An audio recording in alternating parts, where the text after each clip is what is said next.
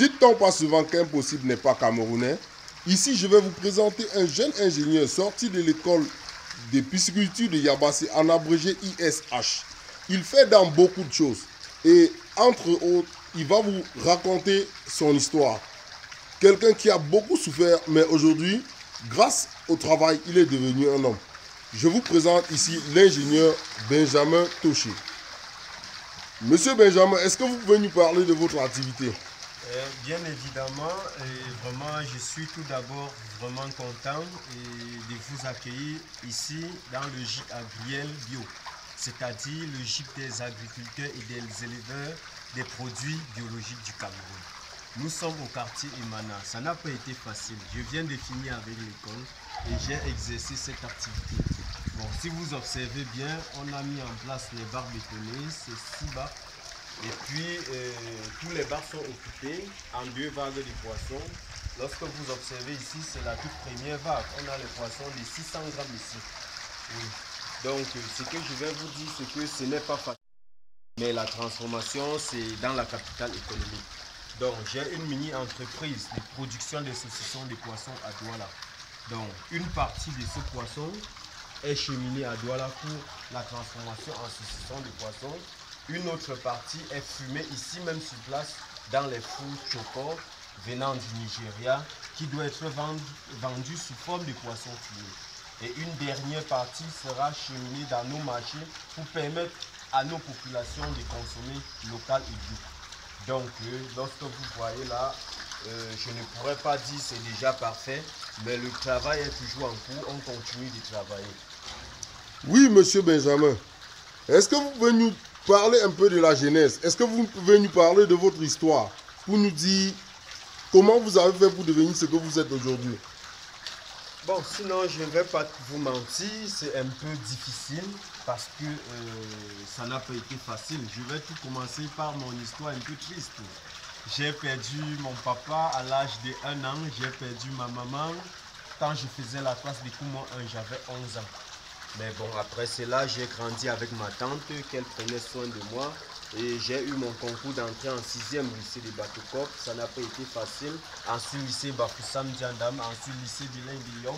Et enfin, le Saint-Thomas d'Aquin auquel j'ai obtenu mon baccalauréat. Et après mon baccalauréat, je me suis retrouvé à l'Institut des sciences halieutiques. Mais je ne vais pas dire de façon un peu prédemptoire parce que ça n'a pas été facile. Comment je fais pour me retrouver à l'Institut des sciences halieutiques? Je me retrouve après mon bac parce que j'étais le meilleur de ma classe. J'ai eu la bourse la bourse Intelligentsia pour faire des préparations gratuitement. Je me suis retrouvé au collège de la retraite. Je faisais les cours pour le concours de la FASA. Mais un jour, en salle de classe, j'ai vu le dossier d'un camarade qui était le concours de Yabassi déjà complet. Il a même refusé de me donner le dossier. Mais c'est grâce à une fille dont le nom m'échappe que j'ai pu avoir le dossier. J'ai vu l'Institut des sciences halieutiques de l'Université de Douala. Dans ma tête, je voulais aller à Douala parce que moi, j'ai toujours ce sens-là d'entreprendre. Et je savais que dans la capitale économique, c'est aussi plus facile pour moi de propulser. J'ai été beskineur pendant longtemps. J'ai fait la moto, même jusqu'aujourd'hui, comme je le dis, il y a des moments que je fais encore cette activité parce que ça me permet toujours de pouvoir mobiliser un peu d'argent pour mieux m'en sortir. Donc, comme je disais, j'ai fait le concours sachant que j'allais à Douala, mais j'ai eu le concours, par ma grande surprise, le concours était à Yabassi. Ça m'a beaucoup freiné pendant 5 ans, mais je ne vais pas dire que ça m'a freiné parce que c'est grâce à ça que je me retrouve ici. Mais je ne vais pas aussi vous mentir, ce n'est pas un rêve. C'est juste le Seigneur qui m'a orienté. Parce que nous tous, on est au Cameroun, on connaît qu'on ne devient pas ce qu'on a pensé.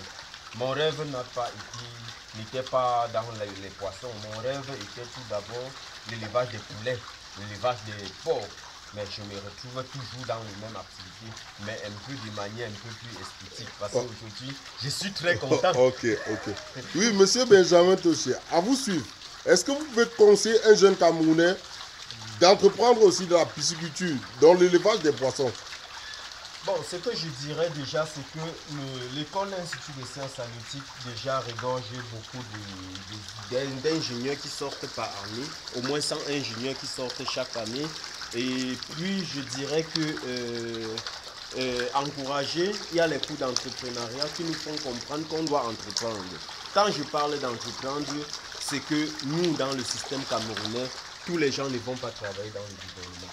Donc, on est appelé à nous créer des activités. Ces activités nous permettront de survivre. Je pense avoir apporté des éléments de réponse à vous. Oui, monsieur Benjamin, c'est vrai que vous avez apporté des éléments de réponse. Mais ici, je vais encore vous poser une question. Est-ce que vous pensez que, avec ce que vous faites ici, est-ce que vous pensez que vous pouvez gagner votre pain quotidien et devenir un homme de main? Est-ce que vous pensez qu'avec ça, le Cameroun a besoin de ça? Et la question, c'est celle de savoir, si vous deviez demander quelque chose au gouvernement camerounais aujourd'hui, quelle serait votre demande? Bon, ce que je vais vous apporter comme élément de réponse à votre question, c'est quoi? En cette activité, je trouve mon pain quotidien. Si je vous dis le contraire, là, je serais en train de mentir. Je trouve mon pain quotidien, mais ce n'est pas encore de manière suffisante. Et lorsque vous me parlez du gouvernement camerounais, effectivement, on a besoin de subventions. C'est la raison pour laquelle je viens de vous dire, c'est le GIC Agriel Bio. Donc, GIC des éleveurs, des agriculteurs et des éleveurs des produits biologiques. Oui, c'est dans l'optique de soumettre pour avoir besoin par moment de l'aide, des subventions pour pouvoir mieux exercer l'activité. Parce qu'à moi seul, vous voyez, ça n'a pas été facile de mobiliser ces sommes d'argent. Mais je ne vous mens pas, c'est un grand frère, c'est un oncle que j'ai pu convaincre pour qu'il puisse mettre l'argent à ma disposition de faire ceci. Chose donc qui n'est pas facile pour tous les Camerounais d'avoir cette chance-là. Donc vraiment, c'est une activité, c'est rentable. Et puis, on encourage le Cameroun parce que, vous savez aussi, nous importons le poisson. On importe les produits. Et l'objectif, c'est quoi? L'objectif, c'est faire en sorte qu'on ne soit plus aujourd'hui, au 21e siècle, en train d'importer le poisson. On doit tout faire. Le gouvernement devait déjà nous prioriser en réduisant les importations des messieurs Congelka qui viennent aujourd'hui nous encourager dans nos activités pour que nous produisons du poisson pour nos propres populations. Donc je pense avoir apporté la réponse à votre... Oui, monsieur Benjamin. Bon, oui, monsieur Toché Bruno. Désolé, c'est que j'ai aussi un cousin qu'on appelle Benjamin et je l'aime beaucoup. Bon, l'autre question est celle de savoir. J'ai dû comprendre que vous avez aussi dans votre gîte, vous faites les saucissons de poisson. Est-ce que vous produisez, c'est avec le poisson que vous produisez, que vous faites ces saucissons, ou bien vous importez, ou bien c'est avec le poisson de Congelcam? J'aimerais un peu que vous nous faites part de la production des saucissons et comment est-ce que ça se passe. Merci déjà pour la question. En ce qui concerne la transformation, c'est-à-dire les saucissons, je fais dans 4 espèces. Tout d'abord, le Clarias garipinus, à savoir le poisson-chat africain que vous voyez là, plus connu sous le nom de silure. Donc, j'ai déjà dans mon groupe les saucissons des Clarias. En dehors de ça, donc moi-même je me ravitaille. Une partie, comme je viens de dire, est transformée en saucisson. Maintenant, j'ai une autre espèce, le kanga. Je produis aussi les saucissons de kanga. Mais maintenant, la matière première, ce n'est pas moi qui fournis, mais j'ai l'habitude d'aller en pêche. J'ai l'habitude d'acheter à Youpo et à Douala et j'ai l'habitude d'aller dans les zones un peu reculées grâce aux pirogues pour chercher ces kangas. Je fais aussi les saucissons de Karangé, donc j'achète tout cela à Youpo.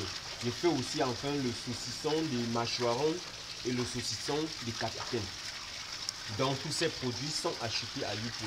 Mais on est déjà en train de réfléchir sur les stratégies de mise en place de la matière première. Parce qu'à un moment, on sera confronté à manquer les matières premières.